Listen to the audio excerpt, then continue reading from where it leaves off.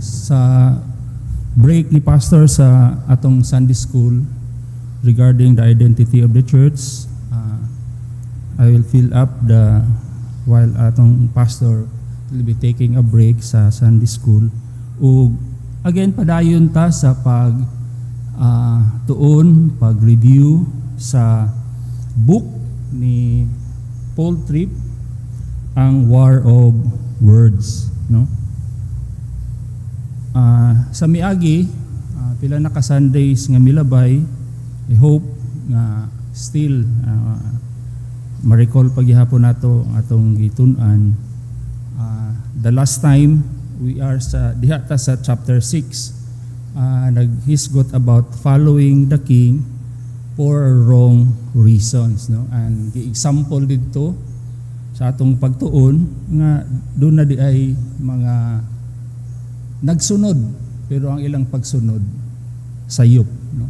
O gi-example ang katong passage sa Bible, the feeding of the 5,000.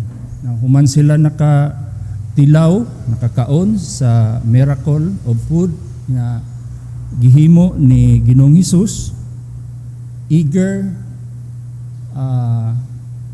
kanang ang ilang pagsunod, no? Grabe gid ang ilang pagsunod nga wherever Christ is, they want to follow. Pero they were rebuked by the Lord nga ning follow lang sila, ni sunod lang sila sa iyaha, not really for obedience sa iyang word, but because they have eaten, no?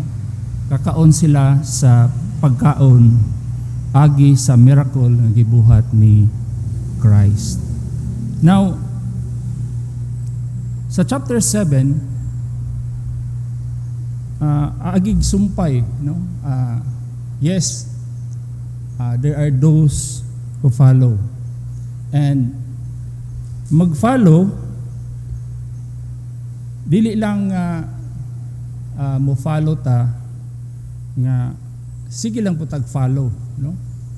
But we follow nga doon na tayo katuyuan sa atong pagsunod, no? Doon na tayo katuyuan sa atong pagsunod sa atong Ginoong Hesus. And that is using our one of katuyuan nato nga mo follow ta sa atong Ginoo, atong King, is to speak for Him, no? Nga gamito nato atong mga pulong to speak for Him. Now, karon nga panahon nata sa digital age, and then naapunta sa selfie age. In fact, ang selfie nga word, no, was just put in the dictionary just recently. Tungod sa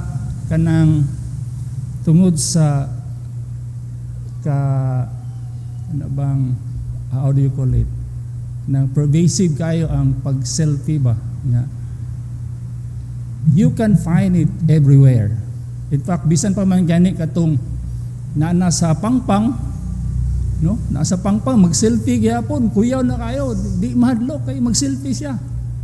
No? Nasa sa kanang tulay mo saka pagit siya dito sa Barandilla para mag-selfie lang, no?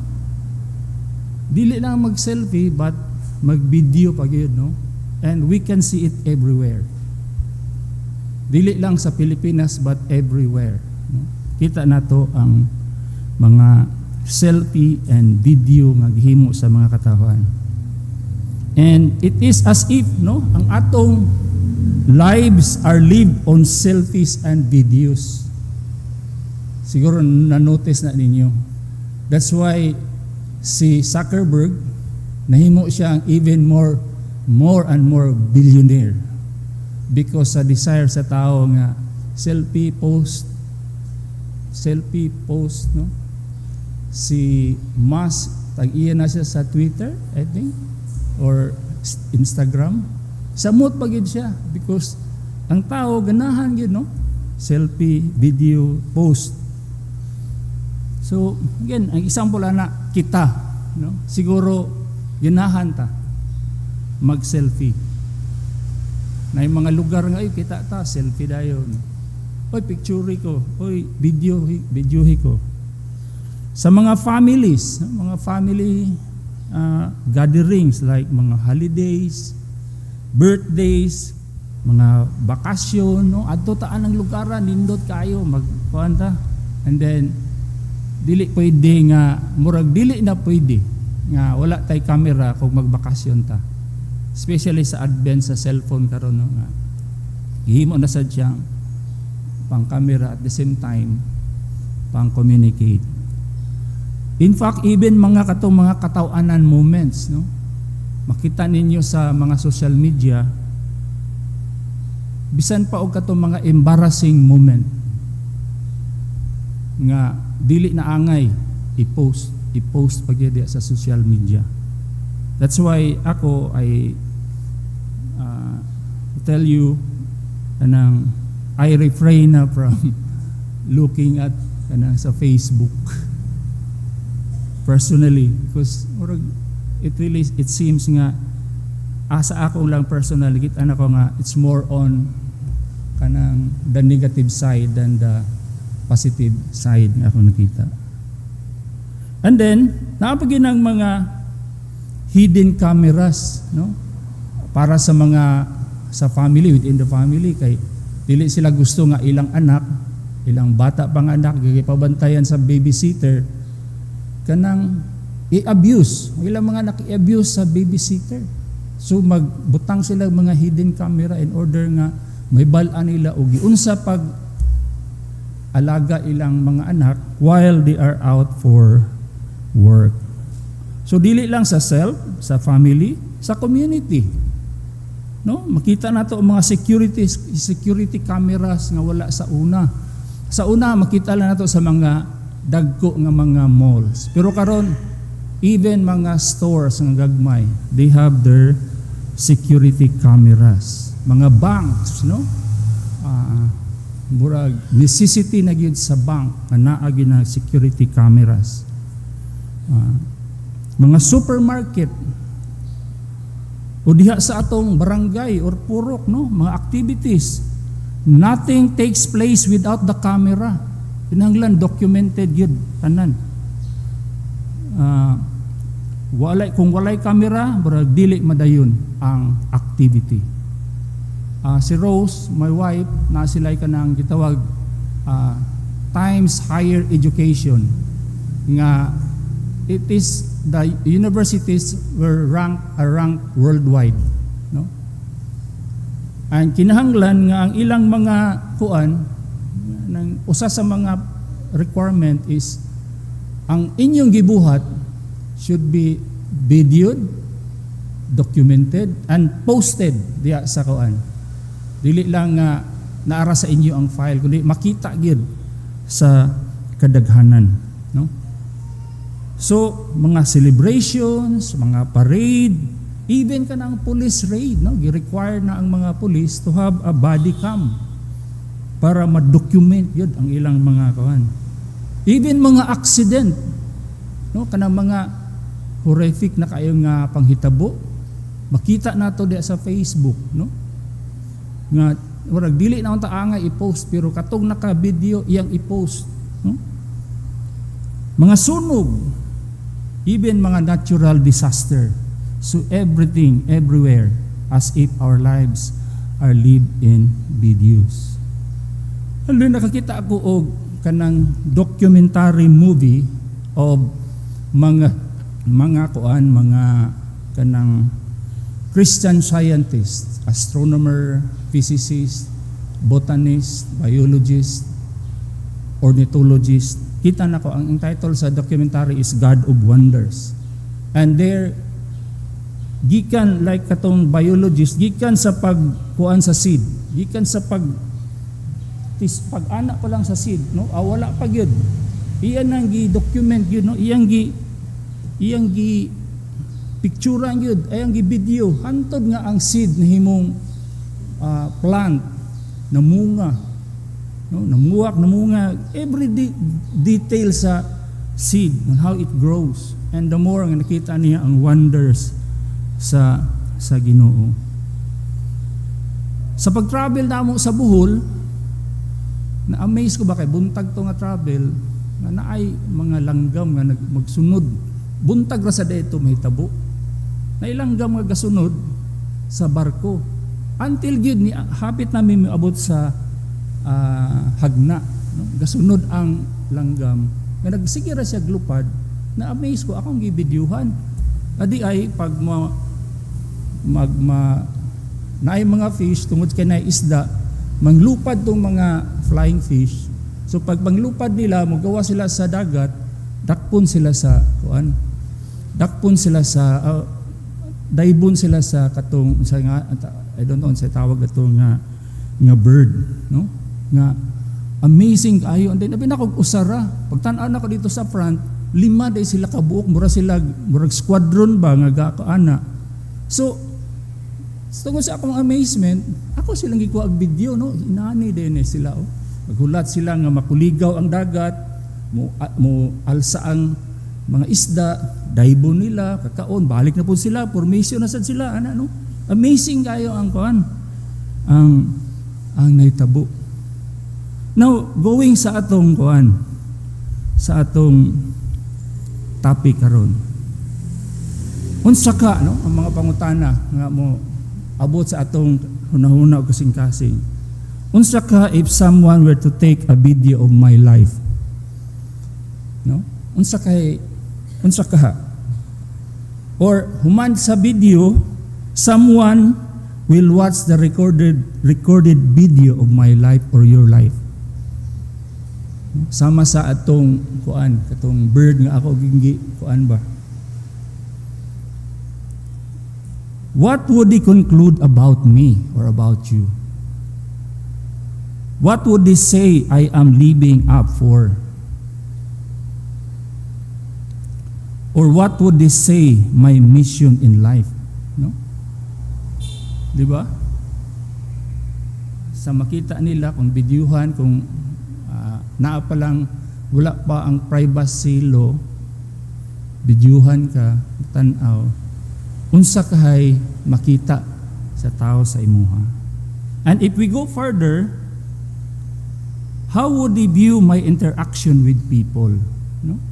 Pag sunod-sunuron gyud ka, no? Unsay mo pag-react, no? Kana siguro unaware lang para di malata nga magpa-plastic sad ta, no? Bidyuhan ka nga unaware ka, no? Unsa kay makita, unsa kay ma-view of your interaction with people? Or what, for example, would they say about the way you treat your family, you treat your brethren, you treat your loved ones, you treat your neighbor? Unsa kay ilang masulti? Sa dihang makita nila ang imong video of life. Or what would they make of my marriage or your marriage? Ang akong parenting, no? Pagdala sa akong mga anak, ang akong relationship again sa atong mga neighbors, sa atong brethren, no? Sa atong mga kapatiran, unsa ka ang ilang ma-arrive nga conclusion? What would they conclude I was living for? Amo day ni siya.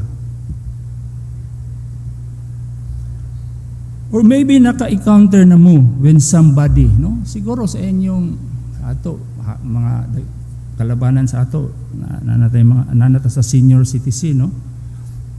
Siguro naka-encounter mo somebody nga nag-istorya sa inyong story, no? Telling sa iyang story. Nga kung paminaw nimo siya, maayo kay siya mo describe sa action, sa reaction, and words of others. No? Maayo kay siya mo describe sa mga tao nga iyang giistoryahan sa iyang story. Kumplito tanan ang mga importanteng tao sa iyang story,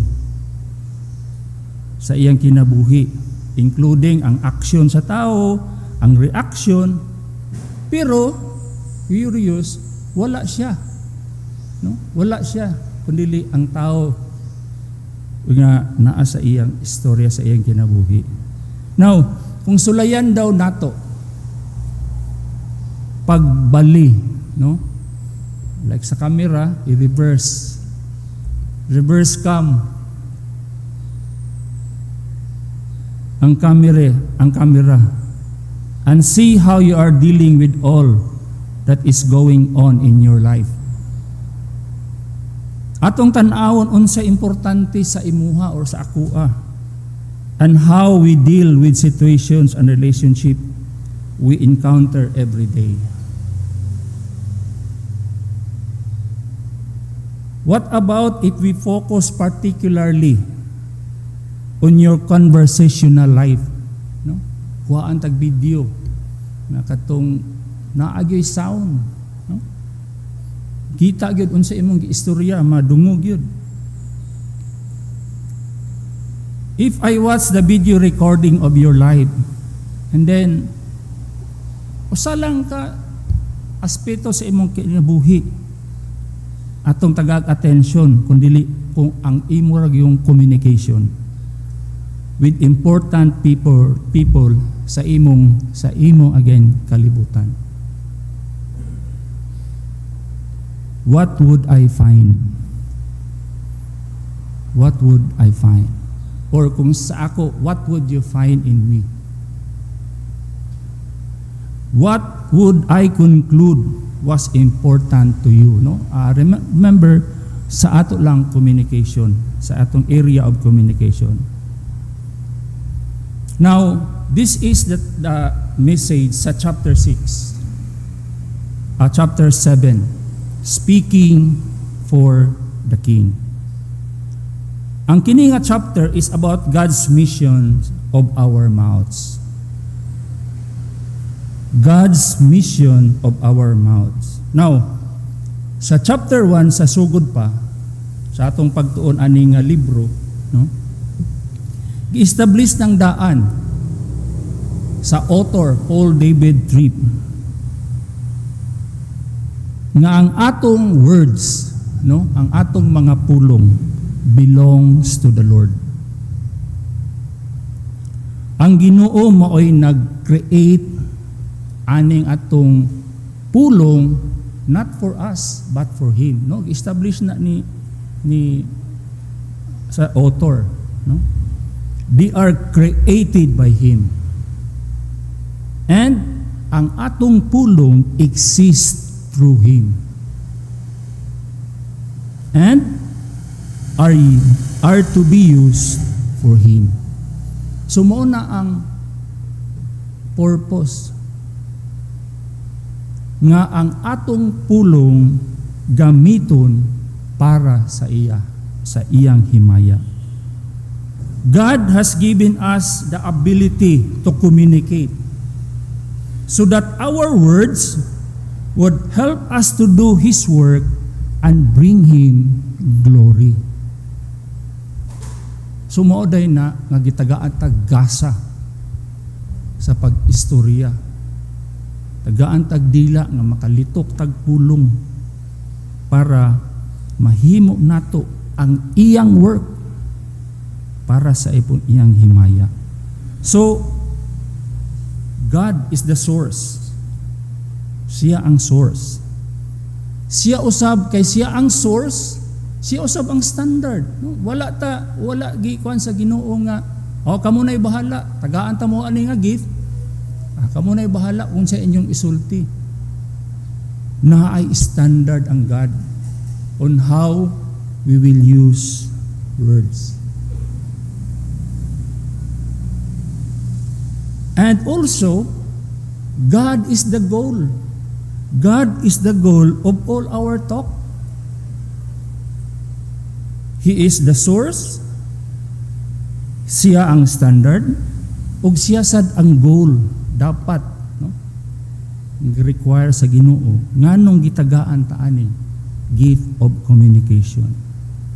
Because just as the Lord is the Lord of the harvest, the Lord also is the Lord of our mouths. Wala tagitagaan ani to curse him, to malign people.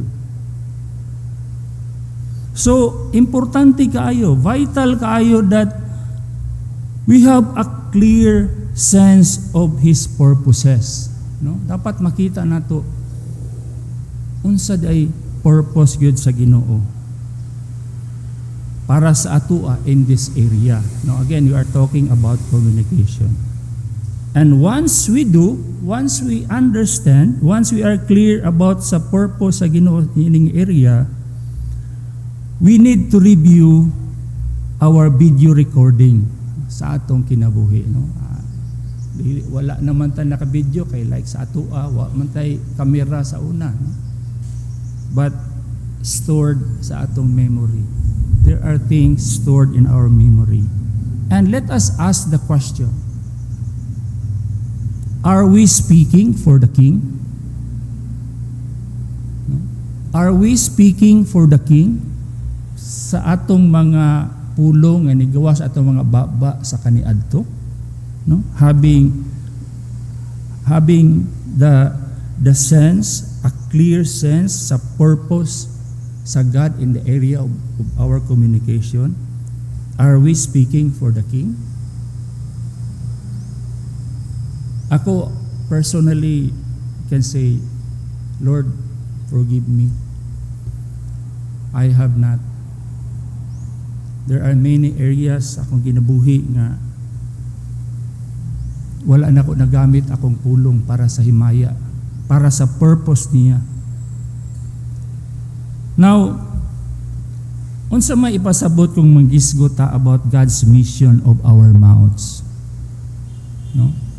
God's mission of our mouths. Nagpasabot ni nga we are talking about responsibility. We have given to carry out. Kung dunay mga responsibility nga atong i-carry out, nga gihatag sa Ginoo when He gave us this gift of communication.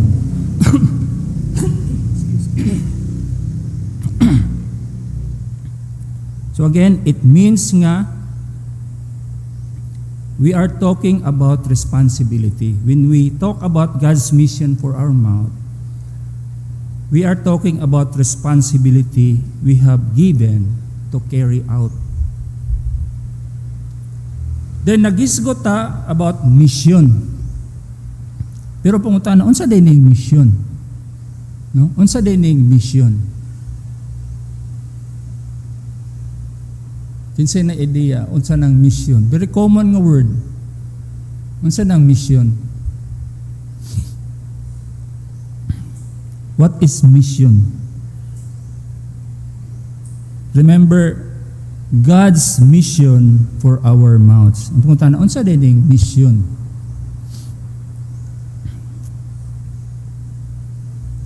Anybody? Yes, no? Na kay target, na kay imong i-accomplish, no?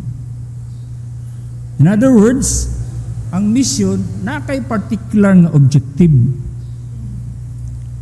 Na kay particular nga objective, and that objectives gives you an order to what a person or a group does. No? Mo na yung mission. Mo na atong target gyud, no? Sa ingon ni John. No? And dili lang kana, a mission is a special assignment. So God gave us a special assignment, a mission, a special nga assignment para sa atong communication. No? Sama sa police ay mission. Dili lang basta-basta nga adto siya dito. Ilang studihan, ilang planuhon na sila i-raid. No? Kita ka ng mga document ng mga video sa mga atong like Osama bin Laden itong gidakop. After sa iyang pagdakop, gipakita dito, giunsa nila pagplano. Mao niya usa ra gyud atong objective. So unsay mga pamaagi dia. And It was an special assignment. And special people ang gigamit. Katug yung mga paangyod, maayo gyud. Also, ang mission is an inner calling to pursue a particular activity. No? An inner calling to pursue a particular activity. So dapat ikaw naa diha ang imong, no? When you are called, na kanang ang imong kasing-kasing, no? Dapat sang-ayon sa ana nga special assignment. Ba pa man magsuhi ka sa assignment, ikaw ang makapapalpak, makapabulabog sa assignment, ma-failure ang assignment because wala diha sa imong kasing-kasing. Ang pangutana, what mission does the great speaker? So remember sa chapter 1, there's the great speaker, our God. Siya ang nagtag-iya, siya ang source atong communication. Siya ang objective. And naasad ang great deceiver. Pero what mission does the great speaker have for our mouths? Now, kinahanglan nga clear ta sa answer of this question before we look at all the practical scripture passages on communication. Dapat clear ta unsay mission nga gihatag sa atong Ginoo, the great speaker. So dili lang nga clear ta ani, but also we need to see how the great deceiver seeks to tempt us away from God's goal for our talk. So, sama sa usa ka mission, dapat hibaw ka sa terrain, hibaw ka sa mga tao nga imong adtuon, imong misyonan, hibaw ka sa unsay mga nagpalibot ana nga mission. So sama sa atua, we need to see how the great deceiver, Satan, seeks to tempt us away from God's goal for our talk, so that magmalampuson ta sa atong misyon. So diha sa 2 Corinthians 5 verses 11 to 21, giklaro o gitin-aw ni Apostle Paul ang pag-define ang God's mission of our talk. So 2 Corinthians, atong basahon ang 2 Corinthians 5:11 to 21.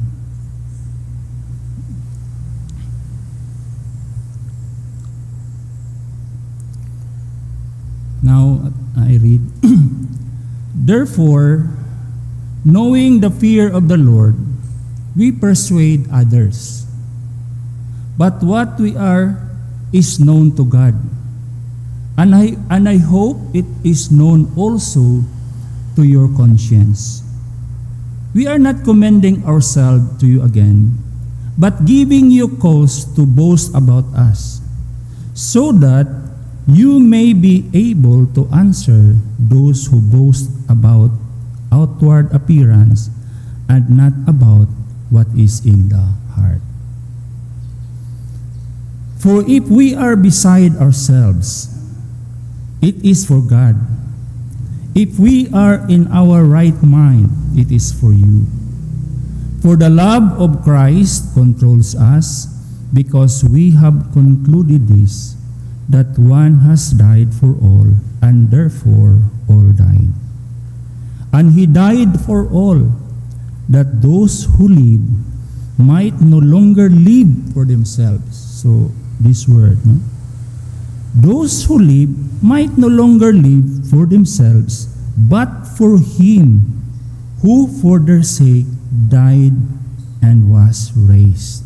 Verse 16, from now on, therefore, we regard no one according to the flesh, even though we once regarded Christ according to the flesh. We regard him thus no longer. Therefore, if anyone is in Christ, he is a new creation. The old passed away, and behold, the new has come. All this is from God, who through Christ reconciled us to himself and gave us the ministry of reconciliation. Ministry of reconciliation.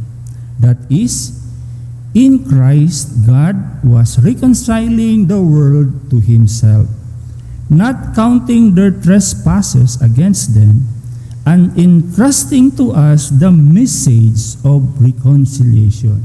Now, kining verse 20. Therefore, we are ambassadors for Christ. Remember this. We are ambassadors for Christ. God making his appeal through us. We implore you on behalf of Christ, be reconciled to God. For our sake, he made him to be sin who knew no sin, so that in him we might become the righteousness of God. So again,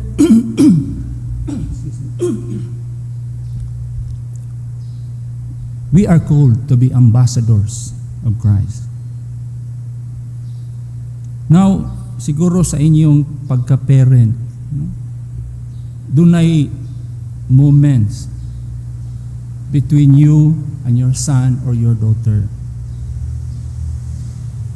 Mayo na unta ang imong before nimo giadto imong son or daughter, may kay imong in a sense countenance. Pagsulod nimo sa iyang room,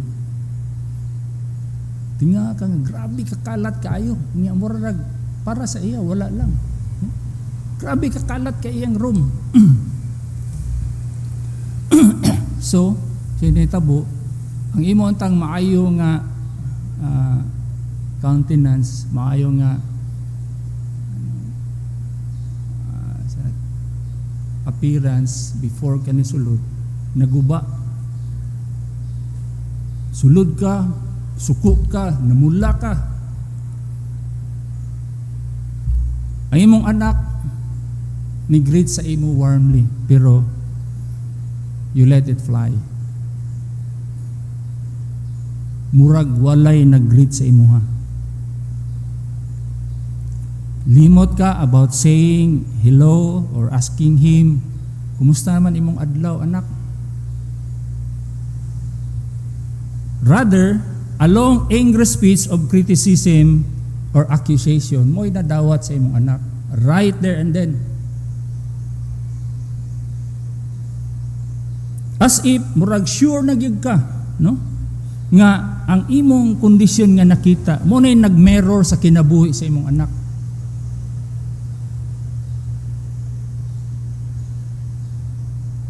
And angrily reminded him or her nga kay bao ba ka kaning imong gipangkalat-kalat diri, gihaguan na mo ni para mapalit na mo ni para sa imuha niya imo lang anaon. Wala kay care sa among gihatag nimo.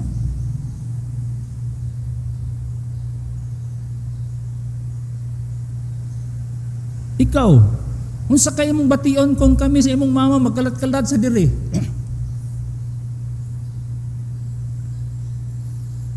Question after question,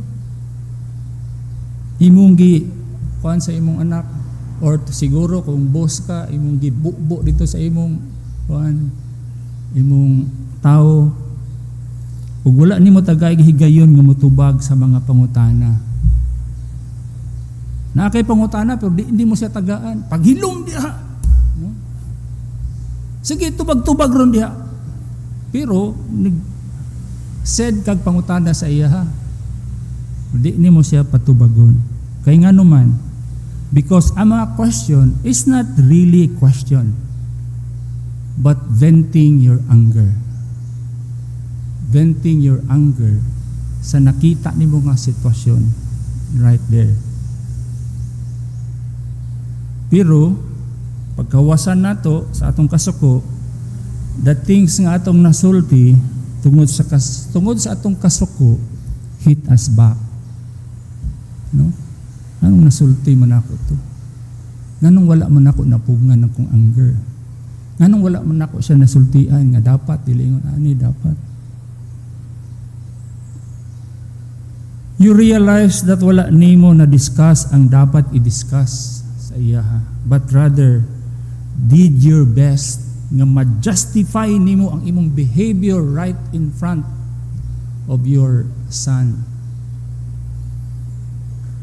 Sa una, sa nagtrabaho pa ko, naayang gitawag nga boardroom, no? Sa mga planta, naagi na siya boardroom. Mag-meeting dito ang mga board of directors. Pero dito may i-meeting sa among big boss, sa among boss gid sa kan. Pero paggawas na mo, di na mo tawag og boardroom. Laundry room na. Ngano man, tanan dito labhan. No? Labhan sa among amo. Suko diri, suko dito, pangutan-on ka, di ka katubag, no? Munang asa man mo bay? Patawag na pud mi sa laundry room. No?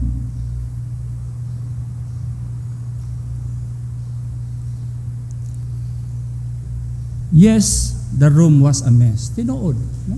Tulod ka sa room. Tinuod.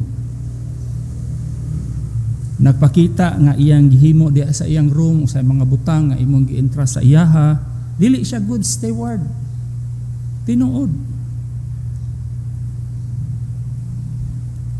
Ug tinuod nga he needs someone to confront him with this issue. Of course, dili mo siya pasagdan nga ingon anak na lang imong anak nga magkalat-kalat siya. Dapat hipo siya, no? Dapat iyang yun ang room, iyang ayuhon.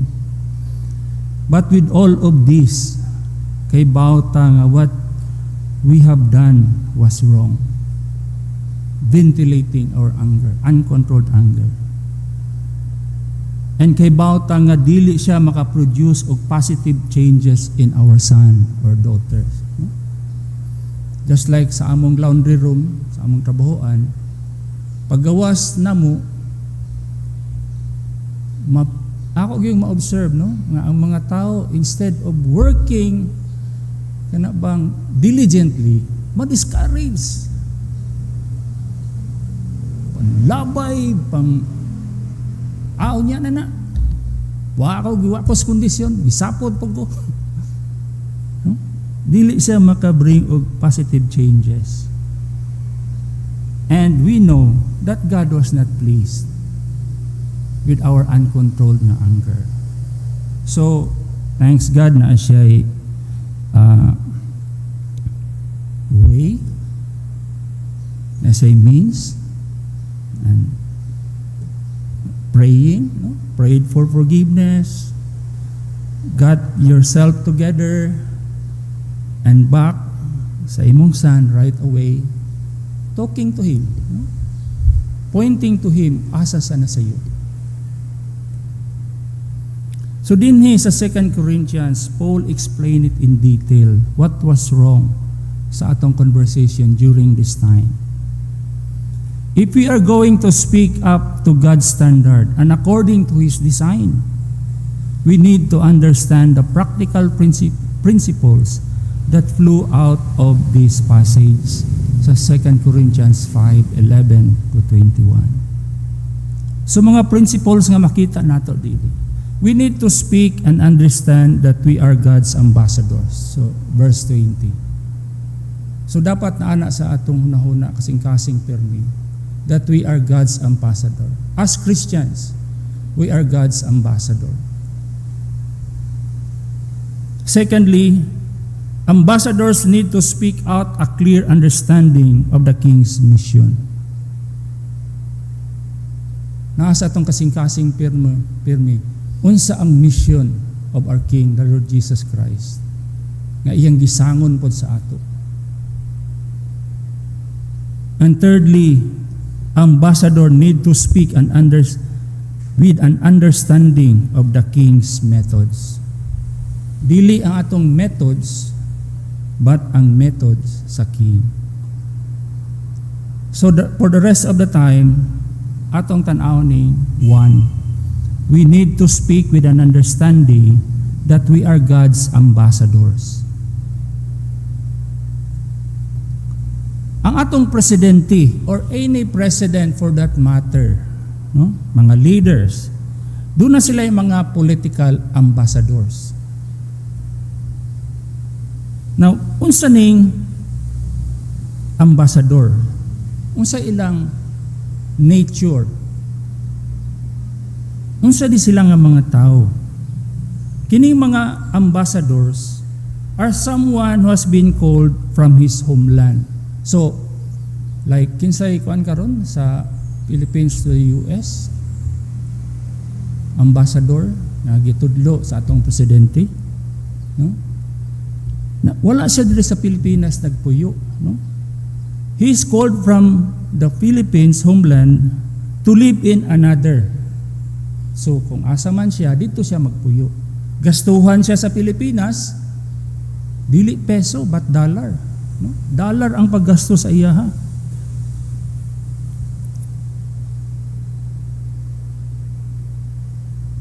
Apan bugti ana, no, dili and mayo kayong ilang pay, no?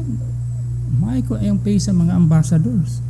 Pero bugti ana, ang ilang pag-adto dito is to represent the message of the president. Dili sila magbuot-buot nga amo na akong unahuna, mo na akong come up, dili. They need to bring the message of the president. Dili ang ilang own ka opinion. Dili usab ang ilang own methods, no? Pag before sila nagikan, dunay extensive gyud nga meeting, I'm sure, ang mga ambassadors, no? So mo ni inyong buhaton, mo ni akong gusto, ang president, mo ni akong mensahe, mo ni akong mga pamaagi, ug mo ni akong karakter, mo ni ako.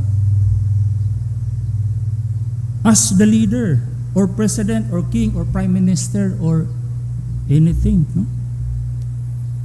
So sa passage sa 2 Corinthians 5, si Paul is radical and dramatic.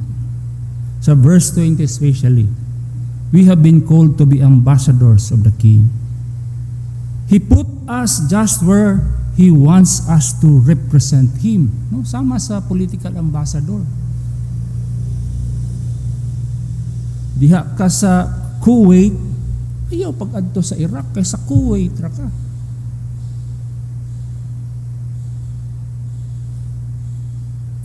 Ug diha ka, ayaw pag-represent sa imong kaugalingon. Represent me, my methods, my character, my message. Muna imong dalhon kanunay dito kung ipatawag ka. Sa mga Pilipino nga nagpuyo dito, mauna ang akong mensahe.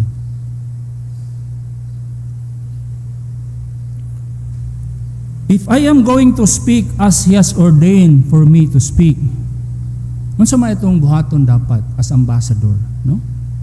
Kung gusto ta nga mo istorya unsay gi-ordain sa nagpadala sa ato, we must be aware of my ambassador status. Dapat kay bawta nga, uy, dili naman ako, kundili I'm here para sa akong king. Ambassador ko. I am an ambassador ni President. I am ambassador of Christ. Dapat aware ta na. So every time mubuhi ta sa atong pulo, let's be aware na we are ambassadors of Christ. I am where I am because I am called to represent the Lord. Wala ka nagrepresent sa imong kaugalingon nga opinion, mission, methods, character, but we are representing the Lord. Paul says that for the Christian, as we have read, the old life which was structured around self-interest, no? Kining self-interest, grabe ni pervasive kini sa ato. Even kita nga mga Kristohanon, we have self-interest. But that was the old life. And that old life of self-interest is gone. We are new creation, Paul says. The old passed away. Dead and gone is the life in which we only serve our interest and did just about anything to get what we wanted. Mao ni akong gusto, mao ni ang matuman. Set aside na to ang king. Now, kung ambassador ta, dili dapat. We are sinning against our king. Paul says that we have been reconciled to God, and this has given us a new ministry. Di ba? Unsa to nga ministry?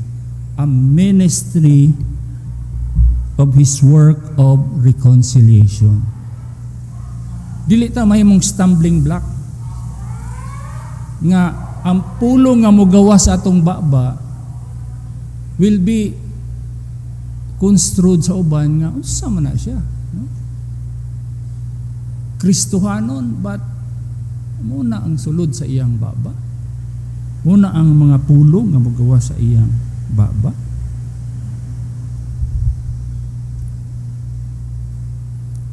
Unsa may reconciliation nga mohimo, di ba? How can we teach them, told them about reconciling to God kung ang mga pulong nga mogawa sa atong baba is a big question. Kung naabata kang Christ.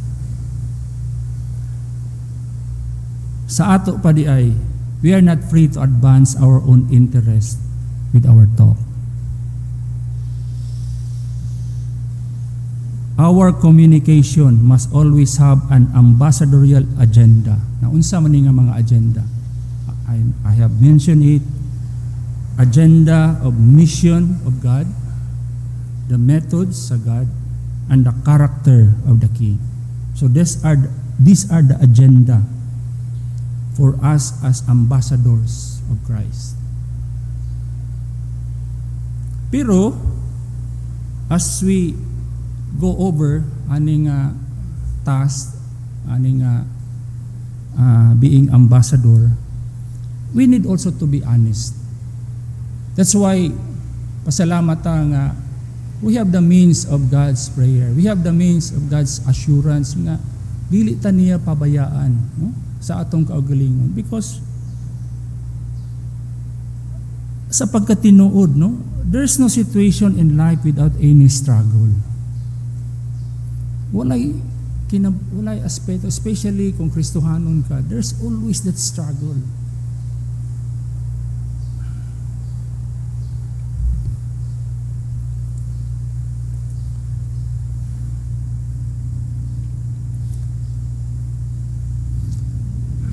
Struggle between our own interest and the Lord's.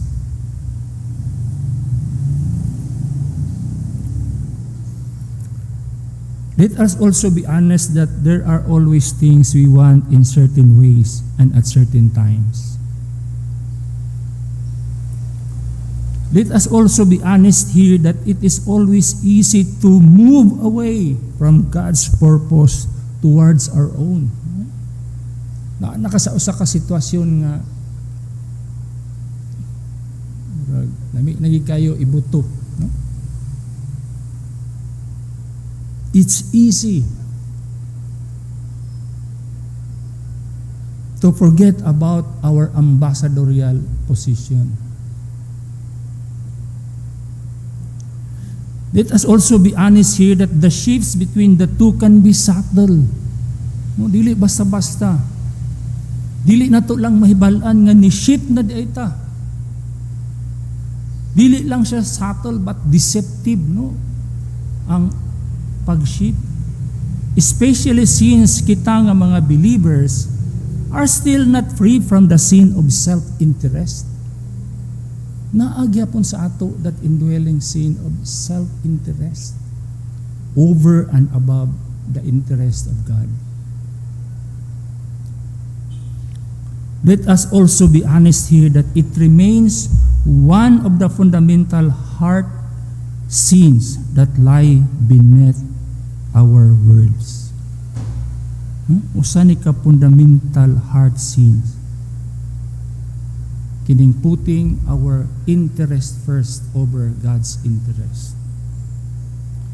This tendency towards self-interest is what the position of an ambassador to pointedly addresses. To pointedly address. No, mao nga, kung we will be honest to ourselves, mao ni ang usa sa atong focus. No? Usa ni sa atong i-address gyud pointedly that we are ambassadors of Christ and not our own self-interest over God's own interest. Ngano man, because you cannot be successful, I cannot be successful, we cannot be successful ambassador if we are primarily motivated by our own interest. So mo nang giingon ni Apostle Paul, older women teach the younger women.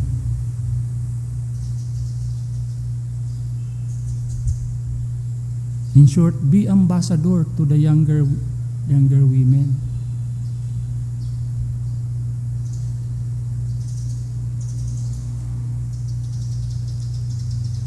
And also, dili ta pwede mag-ambassador part-time nga relax ako karon, no?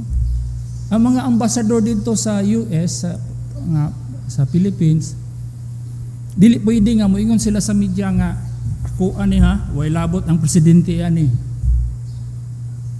Ako ara ni. It's a full-time job.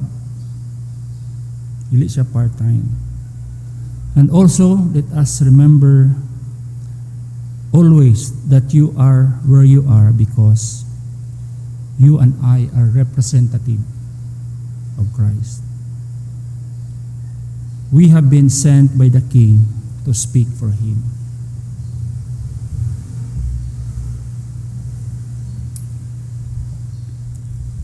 So dili lang as ambassador of Christ, but also there's another way to think about this ambassadorial calling. And gitawag ni to represent the King in a way that incarnates Him. Again, in a way, we represent the King, our Lord Jesus Christ, in a way that incarnates Him. Now, unsa man ning incarnate? Ang incarnate is to embody in human form, to personify. No mo ang incarnate, to embody, so uni mo siya, to personify, siyang awaton, and to have this incarnate ambassadorial nga blessings ato. This is a position of majestic honor given to us as unworthy sinners.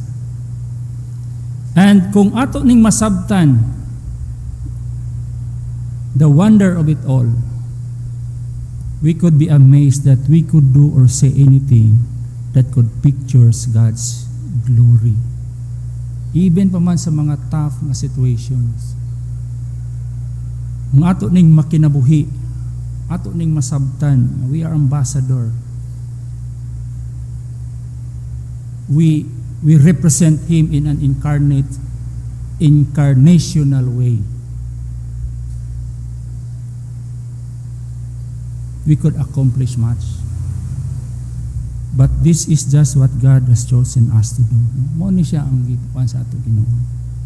To embody His mission, to embody His methods, to embody His character on earth. It is as it were we are His hands, His eyes, His ears, and His mouths when we use our communication. We put flesh and blood to who He is and what He wants for those around us. We are called to make His character and will nga makita, madunggan ug mahibal-an sa mga tao around us. This should be our job description, pero many times we lost all sense of this calling. Tungod kay puno ta of our own self-interest, and there was no incarnational agenda to all our words.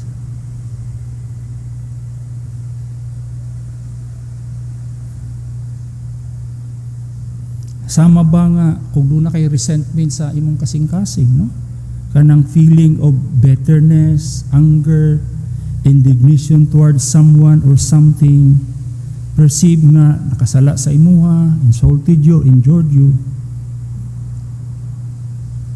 And it often involves a sense of injustice and linger, leading to a persistent negative emotion. We are not representing God as ambassador with His incarnational agenda. When we live and speak incarnationally, we mirror the work of Christ nga iyang gibuhat dinhi sa kalibutan. Unsa may gihimo ni Christ? He came to make His Father known. He came to make the Father known. And while He was here, Jesus said that the works He did and the words He spoke were not His own, but came from His Father. John 14:5-14. Jesus also was committed to the Father's will in the things He did and said, because He understood that His mission was incarnational. He had taken on flesh for the purpose of making God known. So in the same way that Christ revealed the Father, we are called to reveal Christ sa atong mga aksyon o sa atong communication. We are called to incarnate Jesus, the reconciler and the redeemer. This is why our words always have agenda higher than our purpose or desires. No? Again, our words should always have an agenda higher than our own purposes or desires. Sa 2 Corinthians 5:20, Paul talks about this higher incarnational agenda when he says, as though God were making His appeal through us. No? Kita mo'y gigamit sa God as His instrument to appeal sa iyang mission, sa iyang purpose, sa iyang character, sa salvation. To speak as ambassador means that we are always asking what God wants to accomplish in our hearts and in our listeners' hearts.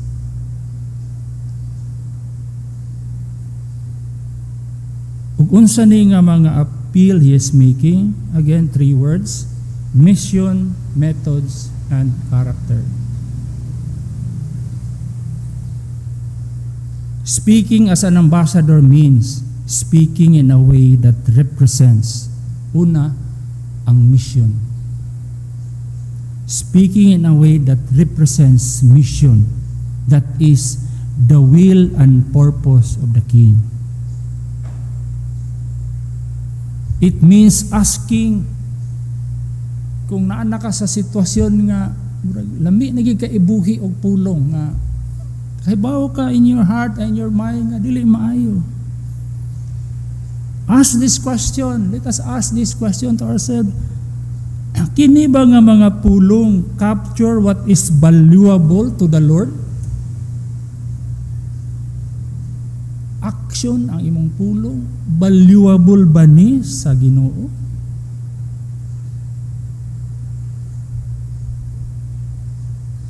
When we are also in this mission, it also means considering the methods of the king. So again, dili lang mission, but also the methods of the king.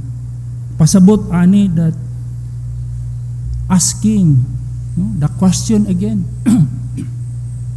how would the Lord respond to this person in this situation?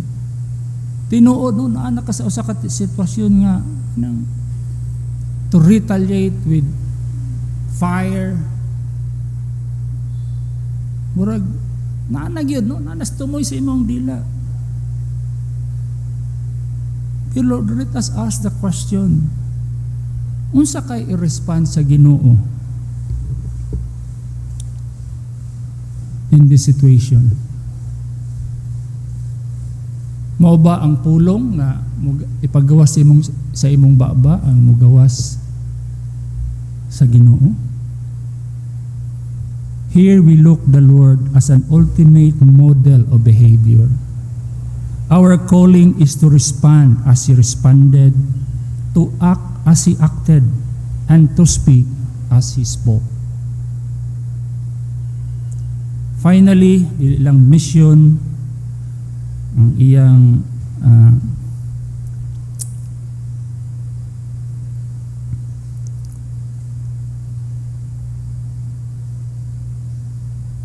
methods, but finally, speaking as an ambassador requires thinking about the character of the king. So muna din nato makita ang importance ba sa tanang studying the whole of the Bible, the Lord Jesus Christ. Dinhi man sad nato makita gid ang character sa God, no? Character of our King. Sama sa mga ambassador, sa mga political ambassador, mo sa nilang dala ang character sa ilang king. Representing the king is not only a matter of right goals and right methods, but right attitudes as well. And so, dinhi, kung makasugat ta again o sa panghitabo sa atong kinabuhi, we ask, as I respond to this person in this situation, am I faithfully representing the character of the king? Kung mo na akong reaction sa iyang gihimo, faithful ba ka nag-represent sa atong king? Read Colossians 3:12 to 14. Wala na tayo time. Read Colossians 3:12 to 14. If I ask this question, no, in that situation, unsa gani nga question? Valuable ba ni akong isulti sa iya ba? Mao ba ni ang i-respond sa atong king? Faithful ba ang akong pag-represent sa iyaha during the situation? And if we ask this question, by God's grace, it will dramatically alter our words. It will dramatically alter our words. So we end here, and siguro next time padayon na to duha ka kuan. So wala na tayo time kung basig doon na mo yung mga kuan.